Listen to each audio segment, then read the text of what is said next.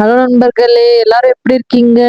Welcome back to சுக்குவின் சமையல். இது என்ன கையில வாழை எல்லாம் வச்சுட்டு இருக்கேன்னு பாக்குறீங்களா? சாப்பாடு போட போறோம்னு நினைச்சுக்காதீங்க. இன்னைக்கு நம்ம போறது கேரளாக்கு. ஒரு கேரளா டிஷ் இலையடை செய்ய போறோம். எப்படி செய்யலாம்னு பார்க்கலாமா? இப்போ ஒரு பேன்ல நம்ம கடலை கொட்டி வறுத்து எடுத்துக்கலாம்.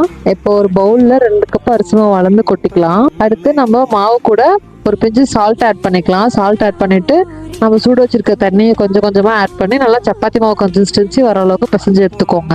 இப்போ உங்களுக்கு ஒரு மேஜிக். இப்போ நம்ம தோல் உரிச்ச கடலையோட 2 ஏலக்காய் போட்டு நல்லா மிக்ஸி ஜார்ல போட்டு அரைச்சு எடுத்துக்கலாம். இப்போ நம்ம பூர்ணம் ரெடி பண்ண போறோம். அதுக்காக நான் ஒரு குண்டால கொஞ்சம் தண்ணி ஊற்றி கொதிக்க வச்சுக்கிறேன். இப்போ நம்ம கொதிக்கிற தண்ணியில 1.5 கப் வெல்லத்தை போட்டு நல்லா கரைச்சி விட்டுடலாம். வெல்லம் கரைஞ்சி வந்ததும் நம்ம துருவி வச்சிருக்க தேங்காவை போட்டு நல்லா மிக்ஸ் பண்ணி விட்டுருங்க. அதுக்கப்புறம் நம்ம கடலை அரைச்சி வச்சிருக்கோம், அதையும் போட்டு நல்லா கலந்து விட்டு இந்த கன்சிஸ்டன்சில இருக்க மாதிரி எடுத்துக்கோங்க.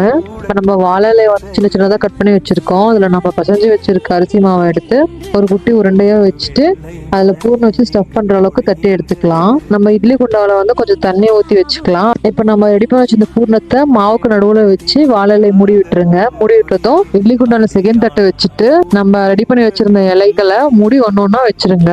இப்போ இட்லி குண்டால நம்ம 10 நிமிஷம் நல்லா வேக வச்சு எடுத்துக்கலாம். இப்போ 10 நிமிஷம் கழிச்சு நம்ம ஓபன் பண்ணி பார்த்தா சூப்பரான கேரளா ஸ்டைல் இலையடை ரெடி. இந்த மாதிரி ஈஸியான குக்கிங் கண்டென்ட்டுக்கு நம்ம சேனலுக்கு ஒரு சப்ஸ்கிரைப் அண்ட் லைக் பண்ணிக்கோங்க. கேரளா ஃபுட் பிடிக்கிறவங்க ஃப்ரெண்டுக்கு இதை ஷேர் பண்ணுங்க.